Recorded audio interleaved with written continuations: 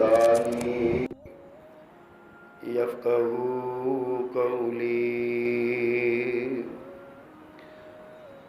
اللهم صل على محمد وعلى آل محمد كما صليت على إبراهيم وعلى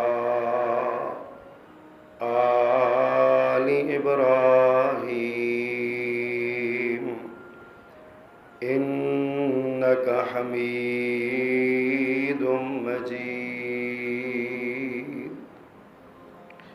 اللهم بارك على محمد وعلى آل محمد كما باركت على إبراهيم وعلى آل إبراهيم إنك حميد مجيد. أما بعد فأعوذ بالله السميع العليم وبوجهه الكريم وسلطانه القديم من الشيطان الرجيم من همزه ونفخه ونفثه. بسم الله الرحمن الرحيم. فإن آمنوا بمثل ما آمنتم به فقد اهتدوا. صدق اللہ العظیم. حمد و ثنا اور تعریف و تسبیح کے سارے کلمات اللہ جل جلالہ کے لیے جو اس ساری کائنات کا بلا شرکت غیر یکتا و تنہا مالک و مختار ہے. اور درود و سلام امام الرسول خطیب الانبیاء سید ولد آدم رسول محتشم نبی معظم امام الہدا رسول خدا جناب محمد الرسول اللہ صلی اللہ علیہ وآلہ وصحبہ وسلم کی ذات گرامی کے لیے مختصر کلمات حمد و صلوات کے بعد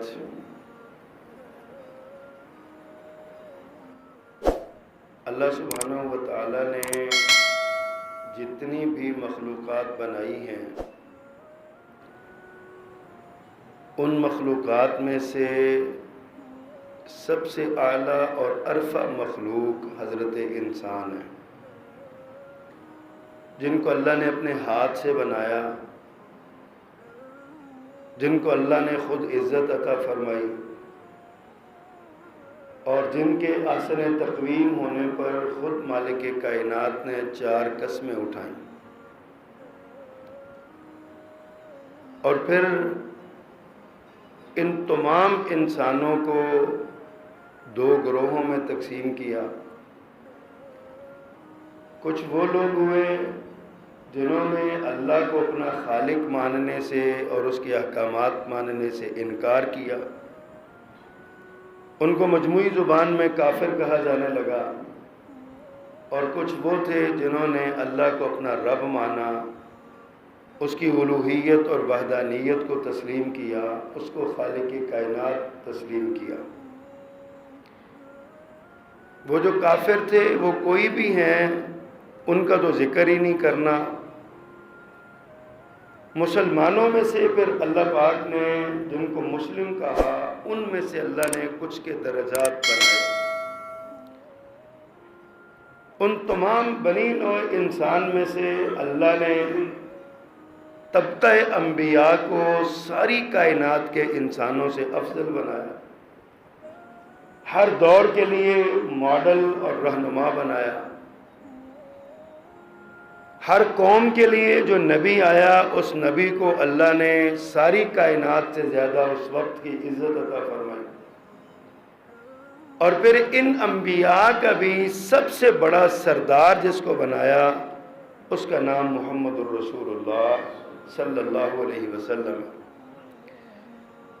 انبیاء کے بعد جو طبقہ اللہ کے ہاں سب سے زیادہ مقبول ہے، سب سے زیادہ عزت والا ہے، سب سے زیادہ شرف والا ہے، سب سے زیادہ اللہ کا پسندیدہ ہے، سب سے زیادہ جس پر اللہ راضی ہوا ہے، وہ طبقہ پیغمبر آخر الزمان حضرت محمد الرسول اللہ صلی اللہ علیہ وسلم کے اصحاب کا طبقہ ہے، آپ کے ساتھیوں کا طبقہ ہے۔ وہ صحابہ کرام جن کے بارے میں اللہ سبحانہ و تعالیٰ نے قرآن مجید میں کئی مقامات پر، سینکڑوں مقامات پر ان کی عظمت و رفعت بیان فرمائی ہے۔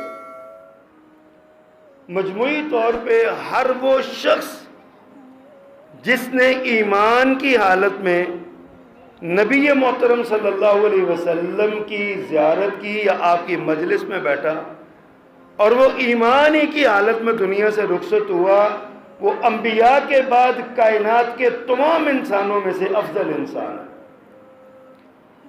لیکن جس طرح اللہ نے مختلف انبیاء کے درجات بنائے ہیں، اسی طرح صحابہ کرام کے بھی درجات بنائے ہیں۔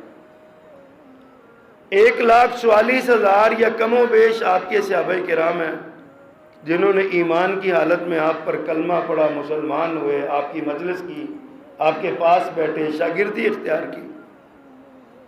ان میں سے وہ 1400 صحابی جو حدیبیہ کے مقام پر شریک تھے، ان کی شان سب سے بلند ہے۔ پھر ان 14 میں 100 میں سے بھی وہ 313 جو بدر میں شریک ہوئے، ان کی شان سب سے زیادہ بلند ہے۔ پھر ان 313 میں سے بھی وہ 10 صحابہ کرام جن کو عشرہ مبشرہ کہا جاتا ہے، ان کی شان سب سے سوا ہے۔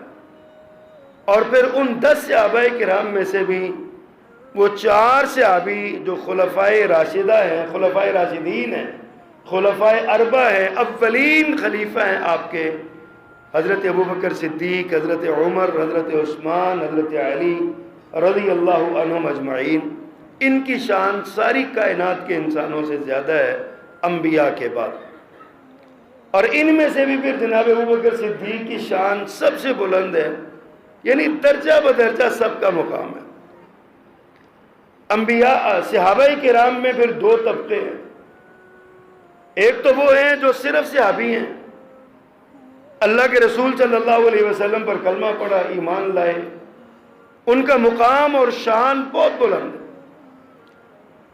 لیکن جس طرح کہا جاتا ہے کہ نور علی نور ایک چیز ہوتی ہے، یا سونے پہ سہاگا جو ہوتا ہے، ان میں وہ لوگ بھی شامل ہیں جن کو صحابی ہونے کا بھی شرف حاصل ہے اور جو اللہ کے رسول صلی اللہ علیہ وسلم کے خاندان سے بھی تعلق رکھتے ہیں۔ ایک بڑی نکتے کی بات میں آپ کے سامنے رکھنا چاہتا ہوں، ہمارے اساتذہ نے پڑھایا، میں آپ کو بتانا چاہتا ہوں، بارہا پہلے بھی میں یہ عرض کر چکا۔ ایک چیز ہوتی ہے عقیدہ اور ایک ہوتی ہے عقیدت۔ ان دونوں میں ایک بہت بڑا زمین و آسمان کا فرق ہے۔ ان میں اگر عقیدت میں غلو آ جائے تو وہ عقیدت عقیدہ بن جاتی ہے جو کسی بھی صورت میں اسلام کی تعلیم بھی نہیں اور اسلام کا مطمع نظر بھی نہیں۔ اللہ کا مقام اپنی جگہ پر، رسول اللہ کا مقام اپنی جگہ پر۔ ایک بندہ اللہ کے رسول صلی اللہ علیہ وسلم کی محبت میں، عقیدت میں اتنا بڑھ جائے کہ وہ ان کو اللہ بنا دے، اللہ کے ساتھ ملا دے، باوجود وہ 1,00,000 بار کلمہ پڑھتا رہے، اللہ سبحانہ و تعالیٰ نے اس کو جہنم میں پھینکنے کا وعدہ کیا۔ عقیدت میں غلو تو رسول اللہ صلی اللہ علیہ وسلم کی عقیدت میں غلو نہیں آ سکتا، باقی کا کیسے آ سکتا ہے؟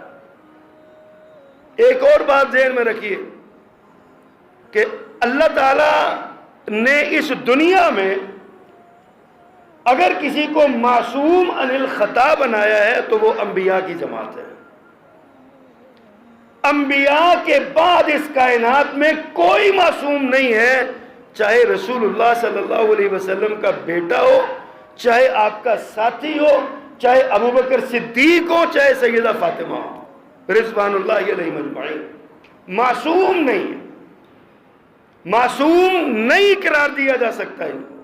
ہاں ان کو ہم کہیں گے محفوظ ہیں، مغفور ہیں، اللہ نے ان کو معاف کر دیا ہے، ان کو بخش دیا ہے۔ اگر کوئی چیز کسی جگہ پر کوئی ان سے خطا سرزد ہو جاتی ہے جس کا احتمال ہے اور یہ ثابت بھی ہے کہ بعض صحابہ کرام سے کبیرہ گناہوں کا ارتکاب ہوا۔ حضرت معاذ بن مالک اسلمی رضی اللہ تعالیٰ عنہ کا قصہ آپ جانتے ہیں، اس غامدیہ عورت کی بات آپ جانتے ہیں جن سے اکبر الکبائر گناہ شرک کے بعد جو ہے اس کا سرزد وہ اس کا صدور ہوا، لیکن اس سے سبق یہ ملتا ہے کہ گناہوں سے پاک صرف رسول اللہ صلی اللہ علیہ وسلم کی ذات ہے، معصوم اللہ نے ان کو بنایا، باقی سب کو اللہ نے مغفور بنایا۔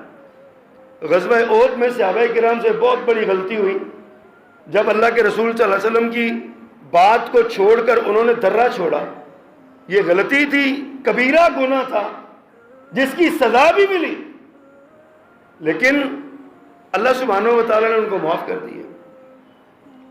اسی طرح غزوہ حنین کے موقع پر وہ صحابہ کرام کی جماعت تھی، اللہ کے رسول کی زیارت کرنے والے لوگ تھے، جن سے ایک تکبر کا بول بولا گیا۔ انہوں نے کہا کہ آج تو ہم بڑی تعداد میں ہیں، ہم تو اس وقت جیت گئے جب 313 تھے، آج تو تعداد ہی ہماری بڑی ہے۔ یہ صحابہ کی عظمت کے اعتبار سے بہت بڑی غلطی تھی، لیکن ان غلطیوں کے انسانی بشری کوتاہیوں کے باوجود صحابہ کرام کی عظمت یہ ہے اللہ نے ان کو معاف کر دیا ہوا، مغفور اللہ، وہ مغفور ہیں، وہ معصوم نہیں ہیں۔ ہمارے یہاں اس عقیدے کا بڑا پرچار کیا جاتا ہے کہ جی نبوت کے بعد جو مقام ہے وہ امامت کا ہے، اور امام جتنے ہیں وہ سارے معصوم ہیں۔ یہ عقیدے کی بات ہے، عقیدت اپنی جگہ پر، عقیدت کا میں انکار نہیں کرتا، وہ ہونی چاہیے، اس کے بغیر گزارا نہیں ہے،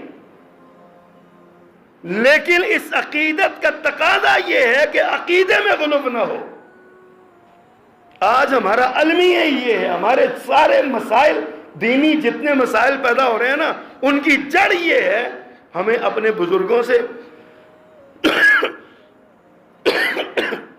اپنے اماموں سے، اپنے علماء سے، اپنے اکابرین سے، اپنے بڑوں سے ہمیں عقیدت بڑی ہے، اور ہم اس عقیدت کی آڑ میں ان کے بارے میں کوئی بات بھی سننا نہیں چاہتے، جبکہ ایسی کوئی شریعت کی تعلیم میں ایسی کوئی چیز نہیں ہے۔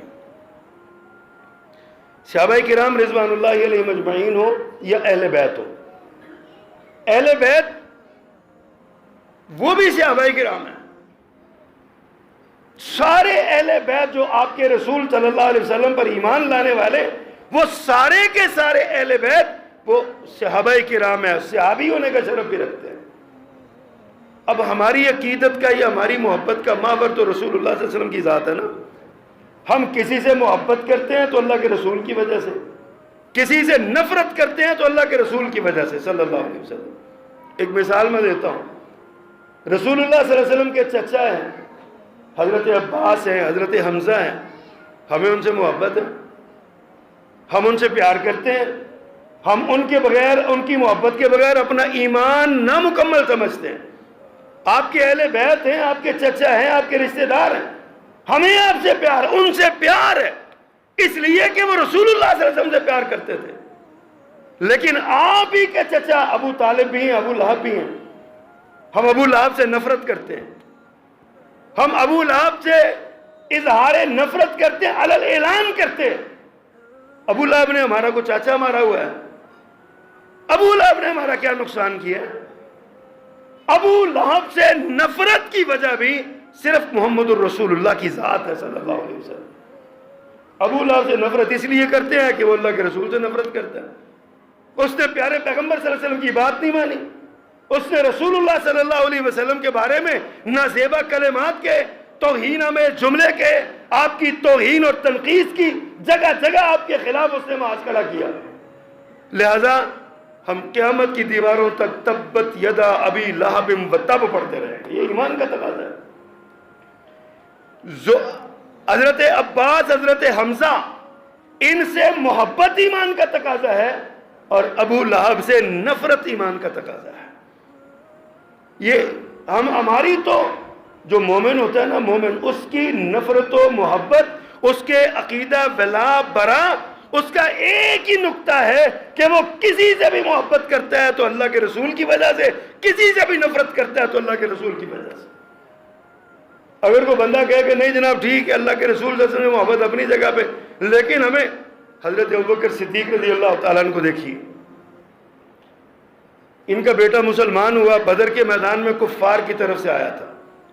ایک دن گھر میں بیٹھے باتیں کرتے ہوئے بیٹا کہنے لگا، بابا آپ بدر کے میدان میں 3 مرتبہ میری تلوار کی زد میں آئے، 3 بار آپ میری تلوار کی زد میں آئے، میں نے آپ کو باپ سمجھ کے چھوڑ دیا. میں نے کہا میرے باپ ہے، میں نے آپ کو مارا نہیں. اب ایک مومن کا جواب دیکھیے، ابوبکر صدیق رضی اللہ تعالیٰ کا جواب دیکھیے. فرماتے ہیں بیٹے تو نے 3 بار مجھے باپ سمجھ کے چھوڑا، میری تلوار کی زد میں 1 بار بھی آ جاتا میں دشمن رسول سمجھ کے قتل کر دیتا. یہ ہے ایمان، اس کو ایمان کہتے ہیں. ابو عبیدہ بن جراح رضی اللہ تعالیٰ نے اپنے باپ کو مارا غزوہ بدر میں. حضرت عمر رضی اللہ تعالیٰ نے اپنے ماموں کو مارا ہے غزوہ بدر میں. کیوں؟ اس لیے کہ ان کا عقیدہ یہ تھا کسی سے محبت ہوگی تو اللہ اور اس کے رسول کی وجہ سے، کسی سے نفرت ہوگی تو اللہ اور اس کے رسول کی وجہ سے. یہی مومن کا عقیدہ ہے، یہی اہل ایمان کا عقیدہ ہے. آج بھی یہی عقیدہ ہے، قیامت تک بھی یہی عقیدہ رہے گا، اور اسی عقیدے کے ساتھ نجات ملنی ہے، ورنہ نجات نہیں ہے. اب اس بات کو سمجھنے کے بعد ہمارے معاشرے میں جو باتیں پھیلائی گئی ہیں ان میں ایک بات خاندان نبوت کے بارے میں، اہل بیت کے بارے میں. اہل بیت کائنات کے اعلیٰ ترین انسانوں میں سے ہیں. رسول اللہ صلی اللہ علیہ وسلم نے اپنے اہل بیت کے بارے میں بڑی باتیں فرمائی، سمجھائی ہیں. فرمایا انی اذکرکم اللہ فی اہل بیتی، میں تمہیں اللہ کے تقوی کی نصیحت کرتا ہوں، اللہ کے میرے اہل بیت کے بارے میں. ان کا میرے اہل بیت کا خیال کرنا. ان کی عظمت کا انکار کرنے والا مسلمان ہو سکتا ہے؟ آپ دیکھیے رسول اللہ صلی اللہ علیہ وسلم جب دنیا سے رخصت ہوئے، حضرت حسن اور حضرت حسین رضی اللہ تعالی عنہ، یہ دونوں آپ کے نواسے ہیں نا. ہمیں یہی بتایا گیا کہ یہ 2 ہی آپ کے نواسے ہیں اور کوئی نہیں ہے.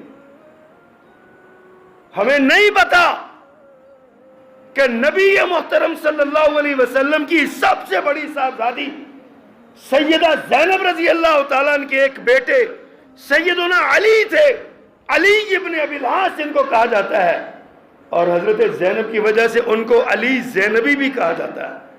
کو زینب کے خان زینب کے بیٹے تھے، ان کے بیٹے تھے. اس وجہ سے یہ وہ علی ہیں جو فتح مکہ کے موقع پر رسول اللہ صلی اللہ علیہ وسلم کے پیچھے بیٹھے ہوئے تھے.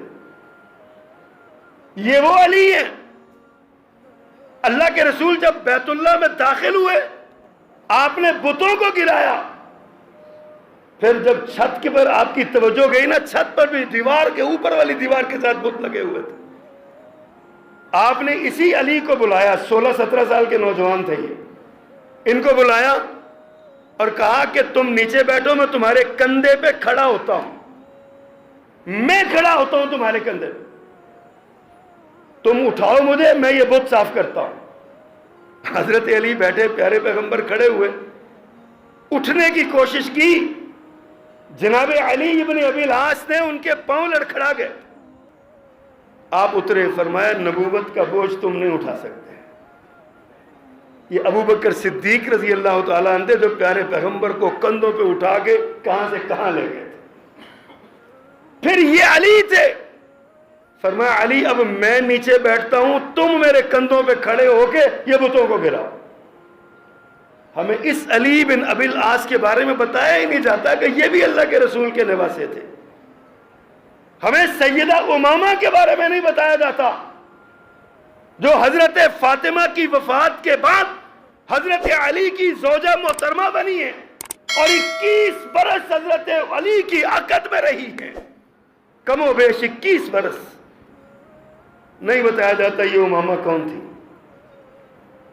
یہ حضرت ابو العاص بن ربیع اور حضرت زینب دختر رسول کی چھوٹی بیٹی تھی، علی بن ابی العاص کی بہن تھی۔ یہ وہی بچی ہے جو اللہ کے رسول کے کندھوں پہ چڑھ جایا کرتی تھی نماز کی حالت میں۔ یہ وہی بچی ہے جس کو پیارے پیغمبر اپنی گود میں اٹھا کے نماز کا قیام فرمایا کرتے تھے۔ لیکن ایک خاص نقطہ نظر اور خاص منہج کے تحت ہمیں انہوں نے کہا اس کا ذکر کریں گے تو پھر بتانا پڑے گا کہ اللہ کے رسول کی 4 میں سے 3 بیٹیاں خاندان بنو امیہ میں بیائی گئی ہیں۔ انہوں نے کہا بیٹیوں کا انکار کر دو، 4 بیٹیاں ہے ہی نہیں تھی، ایک ہی بیٹی ہے بس، 3 کا انکار کر دیا گیا۔ ہمیں نہیں بتاتے، اور افسوس اس بات کا ایک مخصوص طبقہ، مخصوص لابی، مخصوص مکتب فکر تو کرے، لیکن خود کو اہل سنت والجماعت کہلانے والے بھی یہی کچھ کریں، خود کو اہل سنت کہلانے والے بھی یہی وہی نقطہ نظر، وہی افکار اپنی عوام اور اپنے نوجوانوں کے سامنے رکھیں۔ کیسی افسوس کی بات ہے۔ میں بات کر رہا ہوں سیدنا حسن اور سیدنا حسین رضی اللہ تعالیٰ عنہ۔ ماہ محرم ہے نا، یہ اسلامی تقویم کا پہلا مہینہ ہے۔ گزشتہ جمعے بھی میں نے اس پر کچھ عرض کیا تھا، اور اس مہینے میں جہاں اور بڑے بڑے واقعات ہوئے، سیدنا و امامنا حضرت حسین رضی اللہ تعالیٰ عنہ کی شہادت کا سانحہ فاجعہ بھی پیش آیا، اور یہ سانحہ اللہ اکبر اتنا بڑا تاریخ کا یہ سانحہ ہے کہ اس کے بغیر ہماری تاریخ مکمل نہیں ہوتی، اس کے ذکر کے بغیر۔ لیکن حضرات یہ کتنا بھی بڑا سانحہ کیوں نہ ہو، ہمیں یہ بات یاد رکھنی چاہیے، یہ دین کا واقعہ نہیں ہے، یہ تاریخ کا واقعہ ہے۔ دین تو اس سے 60 برس پہلے مکمل ہو چکا تھا۔ الیوم اکملت لکم دینکم والی آیت اتر چکی تھی، وہ اللہ کے رسول صلی اللہ علیہ وسلم کی زندگی میں اتری تھی، اور جب الیوم اکملت لکم دینکم والی آیت اتری تھی اس وقت سیدنا حسین رضی اللہ تعالیٰ عنہ کی عمر محض ایک روایت کے مطابق 3 سال تھی، دوسرے کے مطابق 5 سال تھی، اور تیسری کے مطابق 7 سال تھی۔ 7 سال کے زیادہ سے زیادہ 7 سال کے بچے تھے۔ حضرت عباس رضی اللہ تعالیٰ عنہ کی زوجہ محترمہ پیارے پیغمبر کی چچی جان یہ روایت بیان کرتی ہیں، صحیح سند کے ساتھ یہ روایت موجود ہے حدیث کی کتابوں میں، کہ اللہ کے رسول نے حضرت حسین کو اپنی گود میں اٹھایا ہوا تھا۔ حضرت حسین نے پیشاب کر دیا، بچے تھے نا چھوٹے سے، کر دیتے ہیں، کوئی بڑی بات نہیں۔ یہ حضرت عباس کی زوجہ محترمہ آپ کی چچی کہتی ہیں اے اللہ کے پیغمبر آپ یہ کپڑے اتار دیں، میں دھو دیتی ہوں، آپ دوسرے پہن لیں۔ آپ نے فرمایا نہیں، یہ بیٹا ہے، اس نے پیشاب کیا، میں چھینٹے مار لوں گا۔ اس روایت سے یہ بات ثابت ہوتی ہے کہ اور یہ حضرت عباس بھی اور ان کی زوجہ بھی فتح مکہ کے بعد مسلمان، فتح مکہ کے موقع پر مسلمان ہوئے۔ اس سے پتہ چلتا ہے کہ جب مکہ فتح ہوا تو حضرت حسین رضی اللہ تعالیٰ 2 سال سے چھوٹے تھے، یعنی 2 سال سے چھوٹا بچہ ہی پیشاب کرے تو اس کے پیشاب پہ چھینٹے مارے جاتے ہیں نا، اور اللہ کے رسول نے ان کو گود میں اٹھایا ہوا تھا۔ ہمیں یہ باتیں حضرت حسین رضی اللہ تعالیٰ عنہ کے بارے میں بھی یہ باتیں نہیں بتائی جاتی۔ جو بات میں کہنا چاہ رہا ہوں پیارے پیغمبر کے خاندان کے بارے میں، حضرت حسین 3 سال کے تھے یا 5 سال کے تھے یا 7 سال کے تھے، ہم اللہ کے رسول صلی اللہ علیہ وسلم کے خاندان سے ہونے کی وجہ سے، آپ کے نواسا ہونے کی وجہ سے ان کی عظمت و عزت کا اعتراف کرتے ہیں، اقرار کرتے ہیں، اعلان کرتے ہیں۔ ہمارے دل میں ذرا سی بھی بات نہیں ہے کہ حضرت حسین چاہے چھوٹے بچے تھے، صغار صحابہ میں سے، چھوٹے صحابہ میں سے ہم ان کو مانتے ہیں۔ حضرت حسین نے بعض روایات بھی کی، پیارے پیغمبر سے حدیثیں بھی بیان کی لیکن عمر تھوڑی تھی، یہ ماننا پڑے گا، اس میں کوئی انکار نہیں. لیکن جو بات آج ہمارے سمجھنے کی ہے نا، ذرا اس پہ غور کریں حضرات. حضرت حسین رضی اللہ تعالیٰ نے کتنی زندگی گزاری ہے، کسی سے پوچھ کے دیکھ لیں، کوئی پتہ نہیں ہے، کوئی پتہ نہیں ہے. کیوں؟ اس لیے کہ ہمیں حضرت حسین رضی اللہ تعالیٰ عنہ کی سیرت سے غرض نہیں ہے. ہمیں تو پٹی پڑھائی گئی ہے حضرت حسین کے 5 سال کے 4 سال کی عمر کے واقعات، اور اس کے بعد حضرت حسین کی شہادت کا واقعہ. اس کے درمیان حضرت حسین کیا کرتے رہے ہیں؟ یہ کم و بیش 45-48 برس کا عرصہ ہے. حضرت حسین رضی اللہ تعالیٰ نے تقریباً 55 سال عمر پائی. پہلے 5 سال نکال دیں، 7 سال نکال دیں. شہادت کے واقعات سے پہلے 7 سال وہ نکال دیں. حضرت ابوبکر صدیق کے 2 سال نکال دیں، 9 سال ہو گئے. حضرت عمر کے 10 سال نکال دیں، یہ 19 برس کی عمر بھی آپ نکال دیں کہ حضرت حسین چھوٹے تھے. لیکن حضرت عثمان رضی اللہ تعالیٰ کے دور میں تو حضرت حسین، ہمارے پنجابی میں کہتے ہیں نا، شی ورگے جوان تھے، بہادر تھے، جرت مند تھے، دلیر تھے. حضرت حسین رضی اللہ تعالیٰ کی اس دور کی جو آپ کی خدمات ہیں اسلام کی سربلندی کے لیے، ان کا کیوں تذکرہ نہیں کیا جاتا؟ ایک بندہ ذکر کرتا ہے کہ حضرت حسین اتنے عبادت گزار تھے، 1000 رکعت ایک دن میں پڑھتے تھے. ہم نے کہا نقل کے لیے بھی عقل چاہیے ہوتی ہے. 1 رکعت میں 1 منٹ میں اگر آپ 1 رکعت پڑھیں نا، 1 رکعت 1 منٹ میں، ہم جیسے بد عمل اور کمزور ایمان والے بھی 1 منٹ میں 1 رکعت نہیں پڑھ سکتے. لیکن اگر 1 منٹ میں 1 رکعت مانی جائے تو یہ 17 گھنٹے بنتے ہیں. 17 گھنٹے بنتے ہیں 1 منٹ میں، 1000 منٹ کے. اور حضرت حسین رضی اللہ تعالیٰ عنہ جیسا عابد شب زندہ دار، متقی پرہیزگار، اللہ کے سامنے خشیت کے ساتھ کھڑا ہونے والا عظیم ترین انسان، اس کی کم از کم یار 2 منٹ تو لگا لو کہ 1 رکعت 2 منٹ میں پڑھتے ہوں گے. 34 گھنٹے بنتے ہیں اور ایک دن میں 24 گھنٹے ہوتے ہیں. ان عقل کے اندھوں کو اتنا بھی نہیں پتا چلتا، اجی کڈی لمبی چھڑن لگے ہیں، سامبھی نہیں جانی بات. اور سامنے بیٹھنے والے کہتے ہیں کیا بات ہے، سبحان اللہ. حضرت حسین سمجھ نہیں آتی وہ حضرت حسین کی توہین کر رہا ہے یا حضرت حسین کی عظمت بیان کر رہا ہے، پتہ نہیں چلتا.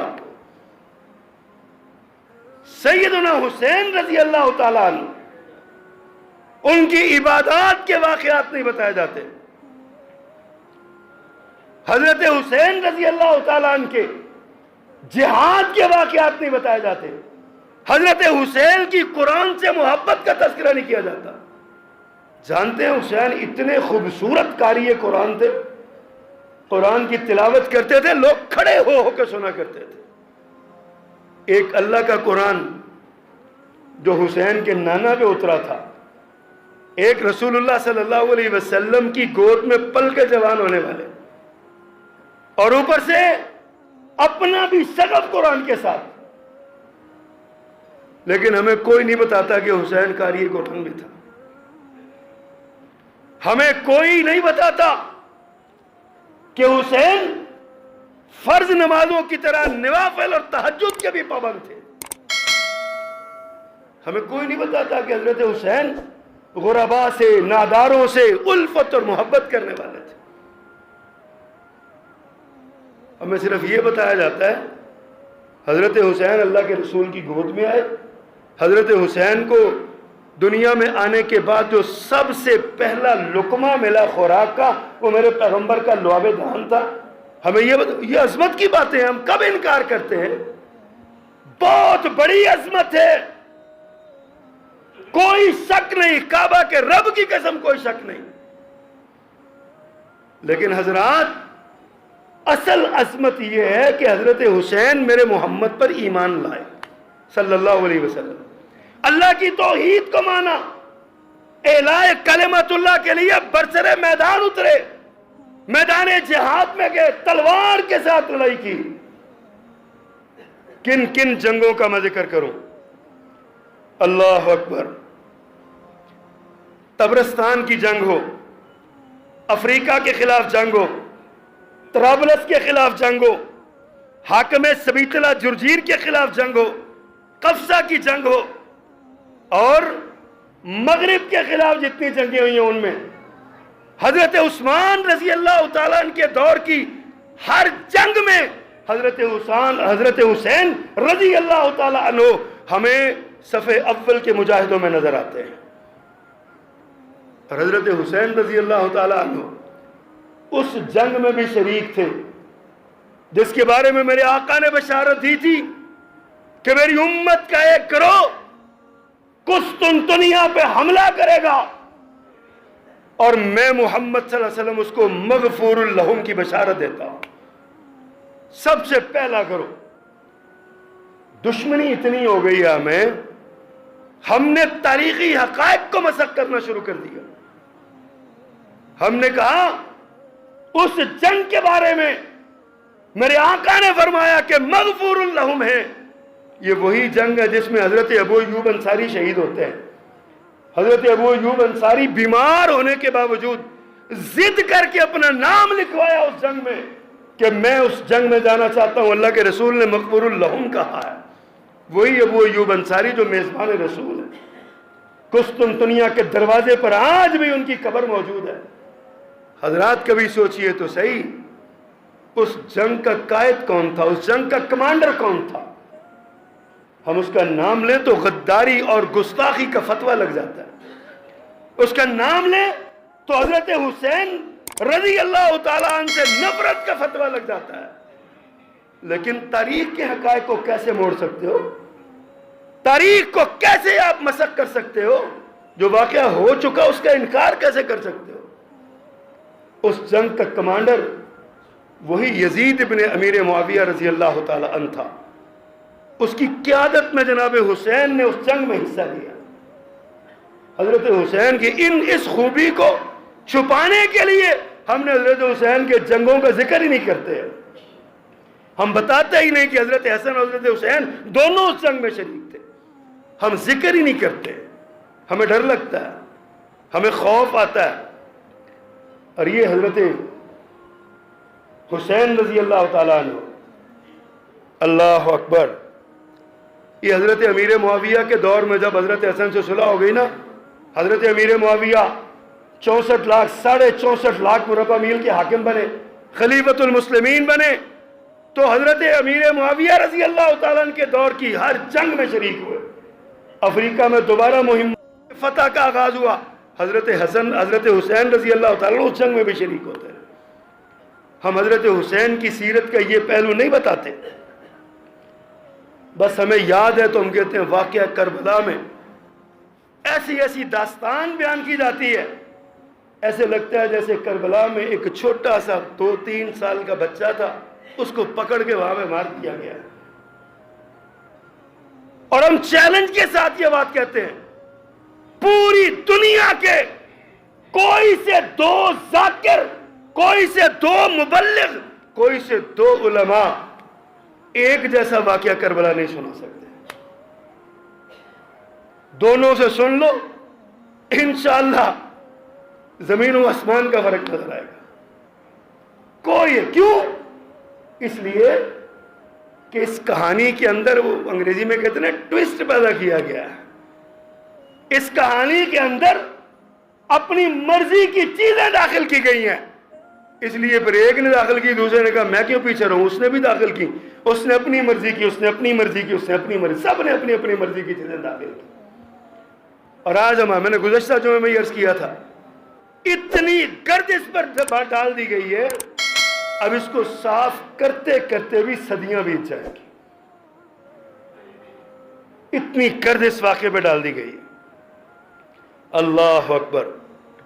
حضرت حسین رضی اللہ تعالیٰ عنہ کی محبت, کعبہ کے رب کی قسم, یہ منہج اہل حدیث ہے. حضرت حسین کی محبت ایمان کا جز ہے. جو سیدنا حسین کے بارے میں نازیبا خیال بھی دل میں پالتا ہے, منہج اہل حدیث یہ ہے کہ وہ مومن نہیں ہو سکتا, قطعاً مومن نہیں ہو سکتا. لیکن ہم یہ بھی کہتے ہیں کہ حضرت حسین اتنی زیادہ عظمت کے باوجود بھی نہ نبی ہیں، نہ رسول ہیں، نہ معصوم ہیں. یہ ہمارا منہج اور ہمارا عقیدہ ہے. ہم یہ نہیں کہتے، ان کی عظمت اپنی جگہ پہ ہو، کون انکار کر سکتا ہے ان کی عظمت کا؟ ان کے نواسہ رسول ہونے کا کون انکار کر سکتا ہے؟ ان کے صحابی رسول ہونے کا کون انکار کر سکتا ہے؟ ان کے مجاہد فی سبیل اللہ ہونے کا کون انکار کرتا ہے؟ ان کے قاری قرآن ہونے کا کون انکار کرتا ہے؟ ان کے داعی اللہ ہونے کا کون انکار کرتا ہے؟ ان کی عظمت، رفت، مقام، مرتبہ، شان کائنات میں بہت سے لوگوں سے بہت بلند ہے. بلکہ مجھے ایک جملہ بڑا پیارا لگا کسی عالم دین کا. اس نے کہا صحابہ کرام کو چھوڑ کر نیچے آنے والے دین کے جتنے بھی ستون ہیں نا، امام بخاری، امام مسلم، امام ترمذی، امام نسائی، امام ابن ماجہ، امام ابو داؤد، اور جتنے اولیاء ہیں ان سب کو ایک دوسرے کے کندھے پہ کھڑا کر کے ان کا مینار بناؤ. رب کعبہ قسم، ان کا سب سے بلند تر آدمی بھی حضرت حسین کے قدموں کو ہاتھ نہیں لگا سکتا. اتنے بلند مرتبے والے، اتنی اونچی شان والے جناب حسین رضی اللہ تعالیٰ، اور ان سے محبت تو اللہ اکبر میرے آقا کی سنت ہے. آپ نے ارشاد فرمایا الحسن والحسین سیدہ شباب اہل الجنہ. حسن و حسین جنت کے جوانوں کے سردار ہیں. ایک بندے نے اعتراض کیا، اس نے کہا جی جنت میں تو سارے ہی جوان ہوں گے، اس کا مطلب ہے کہ وہ جنت سب کے سردار حضرت حسین ہو گئے، حضرت حسن ہو گئے. ہم نے کہا بے وقوف، سمجھنے کی ضرورت ہے اس بات کو. اگر حضرت حسن اور حضرت حسین جنت کے جوانوں کے سردار بن جاتے ہیں، پھر حضرت محمد رسول اللہ کی طرف جاتے ہیں صلی اللہ علیہ وسلم. کیا وہ سب سے اعلیٰ نہیں ہے؟ کیا وہ سب سے عمدہ، سب سے بلند نہیں ہے؟ کیا نانا نواسے سے بھی زیادہ اس کو آپ نعوذ باللہ من ذالک کم کر دیں گے درجے میں؟ میرے پیغمبر کے فرمان کو سمجھنے کی ضرورت ہے. دنیا میں جو نوجوان طبقہ فوت ہو جاتا ہے نا، اس طبقے کے سردار حضرت حسن اور حضرت حسین جنت میں ہوں گے. اور جو بوڑھے ہو کے دنیا سے رخصت ہوتے ہیں، ان کے سردار ابو بکر صدیق رضی اللہ تعالیٰ عنہ، عمر فاروق ہوں گے. ہم یہ نہیں بتاتے کسی کو، عجیب کہاوتیں گھڑی ہوئی ہیں. اللہ اکبر. میرے آقا نے فرمایا حسین منی وانا من الحسین. حسین میرا ہے، میں حسین کا ہوں. اور اس میں کیا شک ہے؟ اس میں کیا شک ہے؟ میرے پیغمبر حسین کو گود میں اٹھاتے تھے. میرے پیغمبر حسین کی گود میں اٹھا کے نا ان کی زبان کو آپ چومتے تھے، ان کی زبان کو چومتے تھے. ایک ذاکر بڑے جوش کے ساتھ کہنے لگا دیکھو جی، حضرت حسن کی زبان چومتے تھے، حضرت حسین کی گردن پہ آپ بوسہ دیتے تھے، اس لیے کہ آپ کو پتا تھا کہ حضرت حسن کو زہر دیا جائے گا اور حضرت حسین کو شہید کیا جائے گا. ہم نے کہا ایک طرف تم یہ کہانیاں سناتے ہو، دوسری طرف یہ کہتے ہو اللہ کے رسول کا ہاتھ جس کو لگ گیا اس کو آگ نہیں چھوئے گی، اس پر کوئی اثر نہیں کرے گا. جس زبان کو میرے پیغمبر نے اپنی زبان میں لیا ہو اس پر زہر کا اثر ہو سکتا ہے. جس گردن پہ میرے محمد نے بوسہ دیا ہو تمہارے عقیدے کے مطابق اس گردن پہ تلوار چل سکتی ہے؟ لیکن تلوار چلی ہے، تلوار چلی ہے. سیدنا حسین شہید ہوئے ہیں. حضرات میں نے پہلے عرض کیا عقیدت اور عقیدے میں فرق کرو. حضرت حسین سے عقیدت ہے ہمیں، آپ نواسہ رسول ہیں، آپ دنیا کے اعلیٰ ترین انسانوں میں سے انسان ہیں، اللہ کے رسول صلی اللہ علیہ وسلم کے پیارے ہیں. آپ نے اللہ سے دعا کی ہے اللہم انی احبہما فاحبہما، اللہ میں ان دونوں سے محبت کرتا ہوں، تو بھی ان سے محبت کر. اگلا جملہ ہم اپنے لیے، میرے پیغمبر نے ہمارے لیے یہ سبق دیا، فرمایا فاحب من یحبہما، اللہ ان سے بھی محبت کر جو حسین سے محبت کرتے ہیں. ہم اس لیے محبت کرتے ہیں حضرت حسین سے. ہم تو اللہ کی محبت چاہتے ہیں، ہم تو اللہ کے رسول کی محبت چاہتے ہیں. ہم کل قیامت کے دن پیارے پیغمبر کے سامنے کھڑے ہو کے شرمندہ نہیں ہونا چاہتے کہ میں حسین سے محبت نہیں تھی. کائنات کے رب کی قسم ہمیں حسن سے بھی محبت، حسین سے بھی محبت. یہ ہمارے ایمان کا حصہ ہے رضی اللہ عنہما، ایمان کا حصہ ہے یہ محبت. لیکن ہم عقیدت میں غلو نہیں کرتے، ہم عقیدت کو عقیدے کے ساتھ نہیں ملاتے. ہم عقیدت کو عقیدے کے ساتھ نہیں ملاتے۔ حضرات سمجھیے اس بات کو، اپنی عقیدتوں کی حفاظت کیجئے، اپنے عقیدوں کی حفاظت کیجئے۔ اللہ سبحانہ و تعالیٰ سے دعا ہے اللہ پاک ہمیں کل قیامت کے دن محبان حسین میں کھڑا فرمائے، ہم حضرت حسین کے ساتھ محبت کرنے، اللہ ہمیں ان میں شامل فرمائے۔ اور ایک آخری بات کہوں، لوگ موازنہ کرنے لگ جاتے ہیں یزید کا اور حضرت حسین کا۔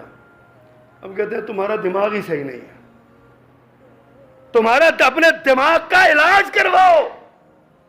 ہم تو صحابہ کرام کے بعد کائنات ساری کو ایک پلڑے میں رکھ کے ایک ادنا سے صحابی کے برابر بھی اس کو سمجھتے نہیں ہے۔ حضرت حسین کی تو شان ہی بڑی ہے، موازنہ ہی نہیں بنتا، موازنہ ہی نہیں بنتا، ہم موازنہ کر کر کے شدائی ہوئے پڑے۔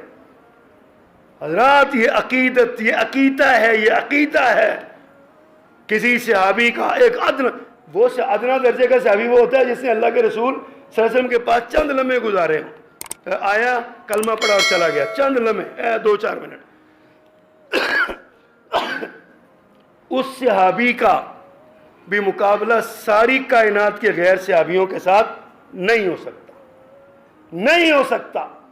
اس نے ایمان کی حالت میں میرے آقا کو دیکھا ہے، آنکھوں سے دیکھا ہے، پاس بیٹھا ہے، سلام لیا ہے، باقی سارے اس اعزاز کو نہیں پا سکے۔ یہ عقیدہ ہے، اس عقیدے کی حفاظت کیجیے۔